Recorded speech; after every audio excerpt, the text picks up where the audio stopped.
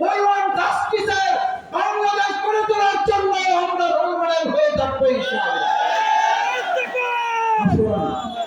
সেরকম একটা বাংলাদেশ গড়ে তোলার জন্য ঢাকা মহানগরী দক্ষিণের হাট হিসেবে খ্যাত এই পল্টন যদি বাংলাদেশের রাজধানী ঢাকা হয়, ঢাকার রাজধানী যদি পল্টন হয়, সেই রাজধানী হিসেবে পল্টন যদি খ্যাতি অর্জন করে, আজকে এখানে সম্মানিত কর্মী ভাইয়েরা যারা উপস্থিত আছেন, আমাদের এলইডিতে যারা দেখছেন, ডিজিটাল প্ল্যাটফর্মে যারা দেখছেন, সোশ্যাল মিডিয়াতে যারা দেখছেন, আপনাদের কাছে জানতে চাই, বাংলাদেশের রাজধানী ঢাকা, ঢাকার রাজধানী পল্টন, সেই রাজধানী পল্টনকে ইসলামের রাজধানী আজকে থেকে ঘোষণা করে বাড়ি ফিরতে চাই আমরা।